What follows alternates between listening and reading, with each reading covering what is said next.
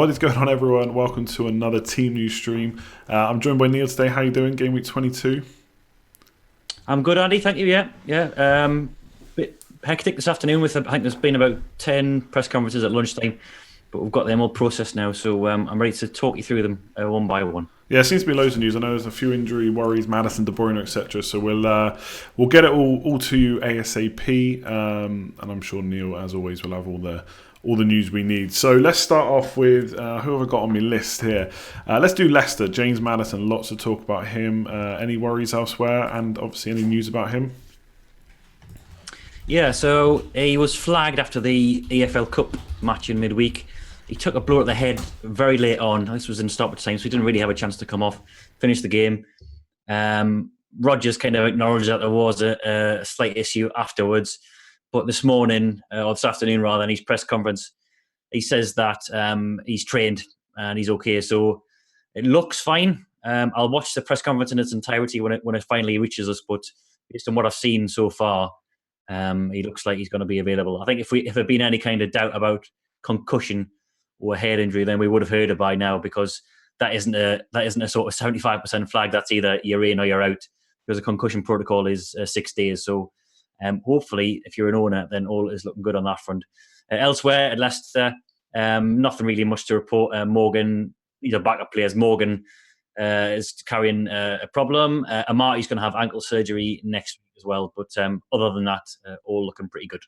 Yeah, I think the thing that Maddison news is pretty big, not just obviously for owners like myself, but also just for any Vardy captainers. I think if he missed out, it's a bit of creativity gone there. So that's good a good news. Point, yeah, hopefully it'll come. Yeah.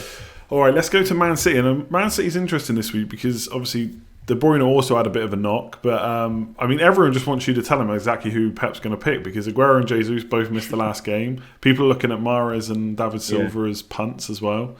So who's starting? Yeah, this is tricky, isn't it? Because, I mean, it doesn't always follow that whoever is rested in midweek then plays at the weekend, because sometimes Pep likes momentum. We've talked about this before. And so he plays twice in a row. But of course, as you said there, Jesus and Aguero both didn't start. It was a strikerless City team at Man United, with De Bruyne and who was it, Bernardo playing as sort of advanced number 10s. Well, De Bruyne did pick up, similar to Maddison, picked up a slight blow towards the end of the game, came off soon afterwards. I think he wanted to continue. But Guardiola was asked about this afternoon. He said, has De Bruyne had any ill effects from this? And he says, no, I think he's fine. Now, he's not a man of many words, so I think that's as good as we're going to get from him. And of course, any embargo stuff will come out later on after the deadline anyway. So sounds like he's all right. You're never entirely sure with Pep. The other bit of news to bring you from City is Laporte, who has been back in training, but he's not quite ready to return playing wise. And Guardiola says he's going to consult a doctor in that regard, because he's about pain now. He's training every day, so it's now down to the medical staff to determine when he comes back. But he's pretty close to a return. Yeah, that'd be a pretty big win for City once he's back, clean sheets, etc. Even probably better in attack as well with Laporte there. All right, I'm going to give you a tenner right now. You have to bet on Aguero or Jesus to start. Where's your money going? I'm going Aguero, I think. Based on I mean, this season's kind of upset the apple cart a bit, but Aguero was the man for home games before.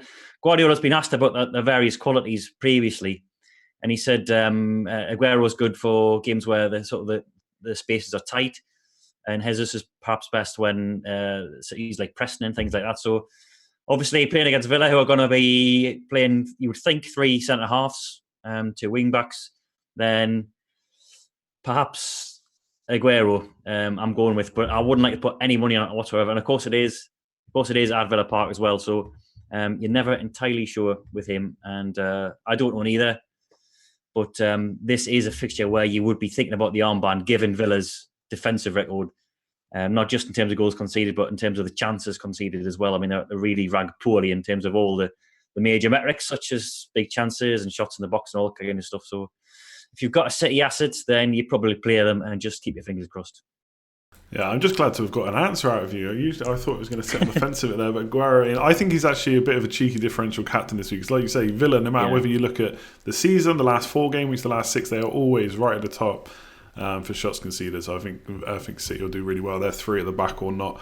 Okay, how about tonight's game then? Sheffield United, anything to worry about there? I mean, Lundstrom, Henderson, probably the big 2 anyway. No, it doesn't look like it. Of course, this was held yesterday, so all of these information comes with the caveat of something might have happened in the interim. But based on what Wilder said yesterday, it's just these backup goalkeepers that are concerned. So Verrips is out with concussion, and Moore is back in training. So in terms of the first teamers, Wilder didn't reveal anything, and the fact that they've had quite a long rest period since the FA Cup, and then before then as well, because he rotated in the FA Cup, then you would think it'll be a fairly predictable lineup, including Lundstrom. Good. Yeah, I must admit, I don't know if this says more about him or me. Probably me. I've never even heard of this Verrips guy that he was talking about. So, yeah, that was a first on me. But now I know him. All right, let's go to some teams where I know there's definitely some big news. So Norwich, looks like Timu Puki's going to miss out this week. How kind of long term is that looking? He should be back for Bournemouth, which is game week 23. Farke was pretty confident about that. He should return to training next week. But he is going to miss this weekend at Man United. Which could pave the way for teenage striker Adam Ida, or Ida, I'm not sure how you pronounce it. He scored a hat-trick last week against Preston. And the fact that Dermich is still out as well, it was like the backup to Pukki. It'll either be Ida or Ida, or an out-of-position midfielder. So it was Steeperman who interestingly came on for Pukki last weekend, or whenever the game was, New Year's Day, and played up front for the last 10 minutes. But this teenage striker has played last weekend against Preston in the FA Cup, and as I said, scored a hat-trick. So he might get the nod up front. Yeah, I think given it's an away game against United, there's maybe not too much to lose either. Just putting him in, especially after the hat-trick, like you say. So, be a nice segue onto Man United, who may be without first choice centre back, I believe. It looked that way, didn't it, for much of the week? I think he was even red flagged, Maguire, and there was reports of him being out for weeks and possibly months. But it hasn't actually transpired. Solskjaer said this morning he's not quite sure where those reports have come from. I mean, generally it's him who's hoodwinking us. That's where the reports come from. But he says that, Maguire's trained. He said he was even close to featuring in the Manchester derby, but wasn't quite fit enough. So they're going to assess him, see if he comes through training today, if there's any reaction. And then he's in contention. So I think he's down to a 75 flag now. So if he doesn't feature this weekend for whatever reason, then he's obviously close to returning, and all this talk about him being out for weeks and months seems to be wide of the mark. So Maguire's close. Pogba, of course, and McTominay, we know about their medium-term absentees. They won't be ready before February. And then Eric Bailly and Fostermans are playing for the reserves tonight as well, so they're building up their match fitness. Yeah, not looking good. I'm a Rashford owner. I think a lot of Rashford owner is going to be last chance saloon against Norwich, and then I think it's Liverpool away or Liverpool at home. I think it's away this time. That is not going to be a pretty. I think Rashford's sales will be massively on the decline. All right, talking about massively injured players long term for Spurs, Harry Kane. We already knew he was injured, but it looks like he's going to be out for a long time. He is. Yes, he's out till April. He's torn a hamstring. So he's undergone surgery on that. Sissoko, the same. He's out until April. They've got additional problems on top of that, and Dombele is a fresh absentee with a hip problem. They've already got Davies and Lloris out.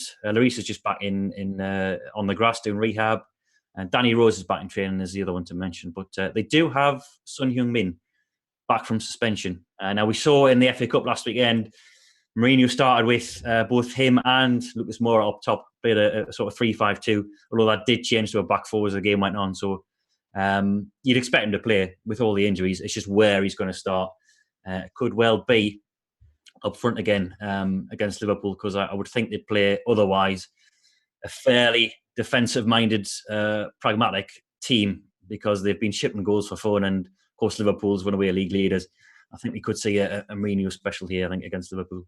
Don't think there's any chance of someone like Troy Parrott getting thrown in at the deep end. I don't know. I think it's he might feature in. I mean, he didn't even feature in the FA Cup, so not from the start anyway. So I very much doubt it. Yeah. Yeah, someone like Son makes sense, I guess. And Yeah, I think it'd be a good pick longer term now with Kane out. I actually think that makes him a better pick, but probably not this week against Liverpool. No. More injuries now. Wolves, I think they're without Jota now and Bolly. Is that right? That's right, yeah. Bolly's been out for a while, but he is closing in. He's back on the grass and doing some personal training, individual training. Still some way from playing return. Yeah, Yotta's the new one. He missed the FA Cup last weekend. I don't think they're quite sure what the problem is. He's going to have a further scan next week. But Santa was saying that he's got some blood and fluid on I think it's his knee. So they're waiting for that to subside before they can give a definite prognosis. But he is definitely out this weekend, which is a really good fixture against my mob. It'll probably be, you'd think, Pedro Neto coming in for him, unless Santo decides to change shape and go with like a 3-5-2. But Hotter and Bolly out. Gibbs White is back, but I think he'll just be a substitute at best. Yeah, I think most of the Doherty, Traore and Jimenez people are safe against Newcastle. Yeah. Well, while we're talking about your mob, let me get up on screen. I think, is it St. Maximin back soon? Soon, but not quite this weekend. So he's been a big miss. They've got a few who are nearly there, and a few who are coming back. So yeah, I think they were even worse than Palace in terms of their injuries. So Lascelles, St. Maximin, Cher and Shelvey not quite ready.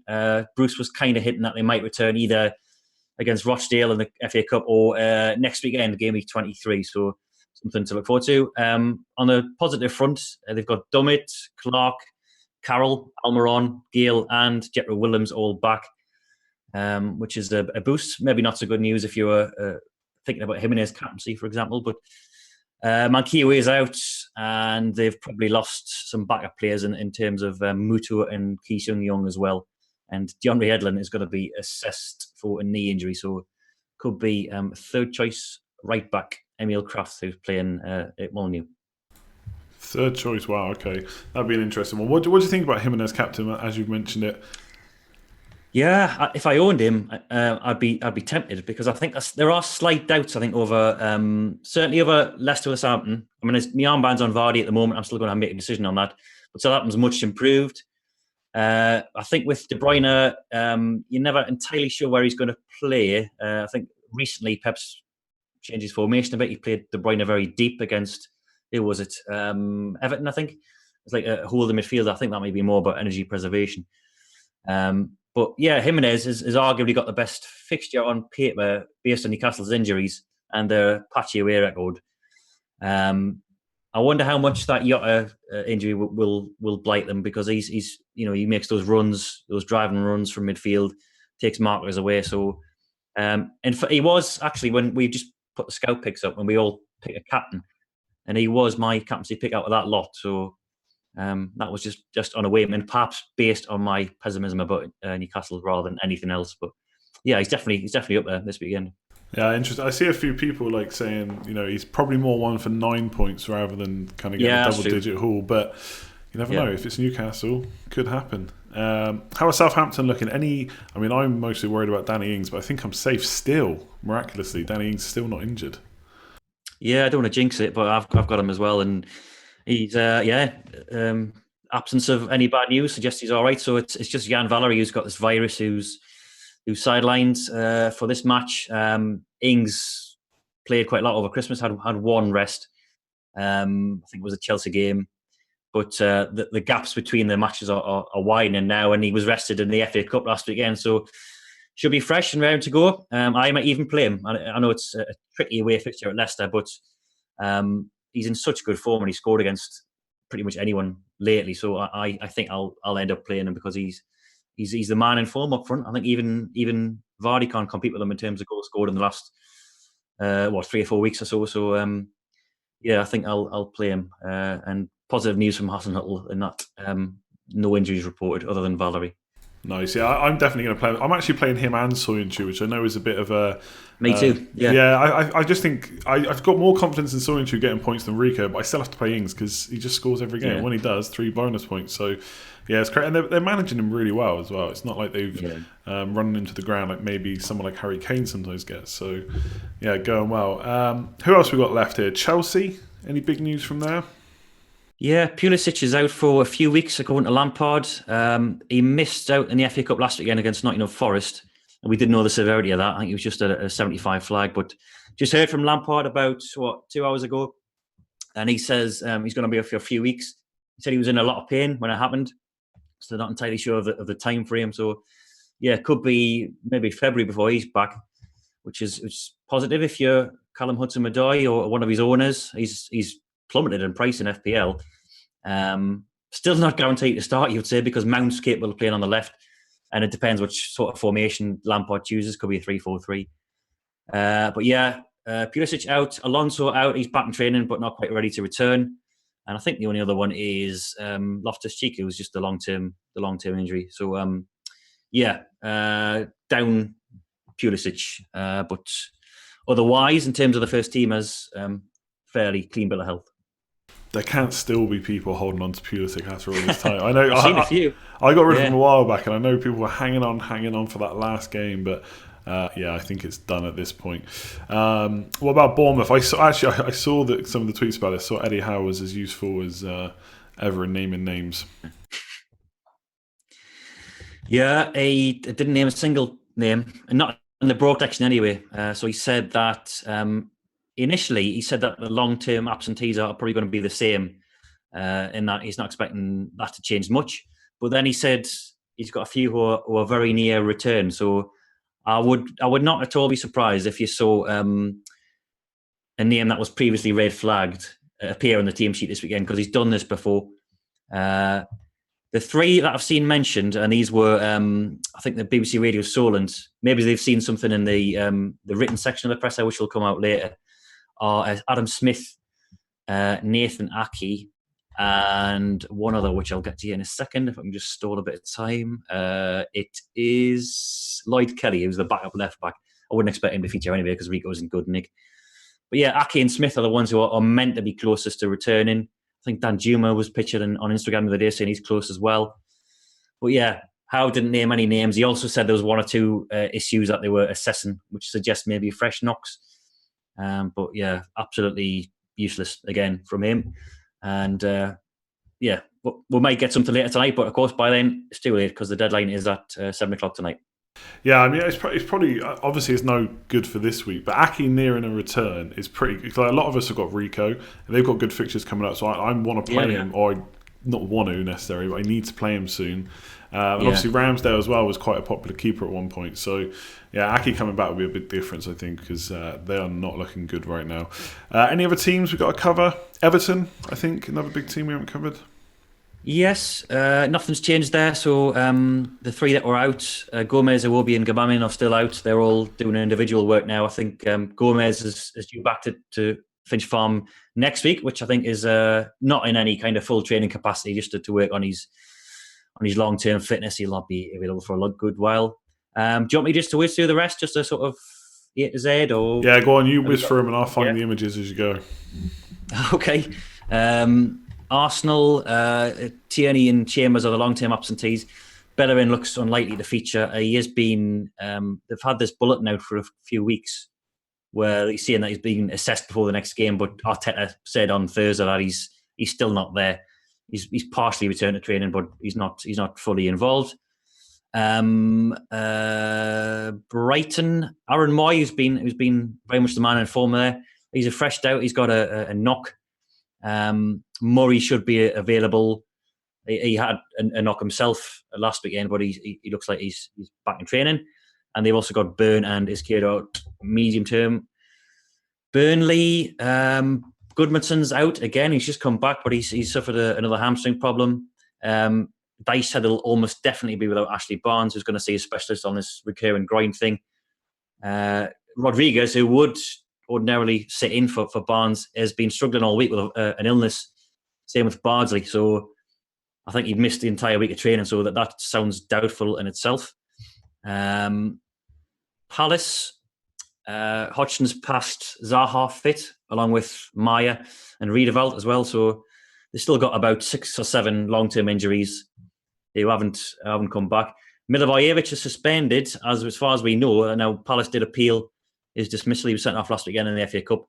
And I'll keep tabs on that because there's a chance that might get overturned. Because I know Pereira's did for Watford, but as far as we know, he's unavailable as well. They've signed Cenk Tosun today on loan from Everton, and Hodgson said he's available and he could be in the squad. He said he's even ready to start, but I suspect, given that he's only had 1 day of training with Palace, probably on the bench. Liverpool, I'm not sure we've covered Liverpool yet, have we? I don't think we have. Actually, no. I missed that small team, see? Yeah. Yeah, we covered the bigger half of Merseyside, which is not Liverpool. Milner and Keita, they're out. They've got muscle problems. Probably going to miss Gameweek 23 as well. Lovren and Fabinho is going to return to full training next week. Matip's been involved in part of training this week. I would suggest that makes his involvement very unlikely. And after like 2 months out, or even longer, then I don't think he'd be thrown in anyway, with Gomez playing so well alongside Van Dijk. Shaqiri's back, so he gives them an option, but I wonder if it'd be Oxlade-Chamberlain who comes in alongside Henderson and Wijnaldum. And then the other back four and the front three are fairly predictable, I think, unless there's any late development injuries. Newcastle we've covered. West Ham and Watford, I think. West Ham and Watford, yeah. Have we covered Spurs? Yeah. We did, yeah. Yeah, West Ham, Watford, yeah. Watford, the longer term ones are still out. So Welbeck, Cleverley, Prudel, Janmat. Keeper Firmino as well. He's got a hamstring problem, so he's going to be on the sidelines. Will Hughes almost certainly won't be back either. Pearson said that there was a few players with a few less serious injuries, but again, didn't name any names. Although Chalobah and Cathcart have trained. West Ham, Antonio's still out, so he's somebody to possibly look at for double game week 24. At least he would have been if he was fit, but he's got recurring problems. He's hamstring again. He's one who you struggle to trust, I think, even in a double game week, because I wouldn't think he'd be able to play twice. So he's out anyway this weekend, or rather tonight, against Sheffield United. Wilshere and Yarmolenko as well. Fredericks is going to be out for 4 to 6 weeks with a hamstring problem. And apart from that, Noble and Cresswell have returned to training because they were both absent in the FA Cup last weekend. But I think that brings us up to speed. If there's anything else I see, it'll be in my team news article, which will be coming out between 4:30 and 5. And obviously the team news tabs as well. Check in with those because they've got much more detailed information on what I've just said and anything late development that will happen between now and 7 o'clock. Yeah, good stuff. So check the site for the articles, team news tab, and Twitter as well, FF Scout. Loads of the news going up there as well. All right, I guess we'll leave it there. I think no live extra live bit today because I need to go and do the podcast and stuff, get it out before the deadline, which is only in 3 hours and 6 minutes. So make sure your teams are selected, captaincy, benches, and all that stuff. Otherwise, we'll be back next week, Neil. Yeah, see you then, Andy. Bye-bye. See you later. Cheers.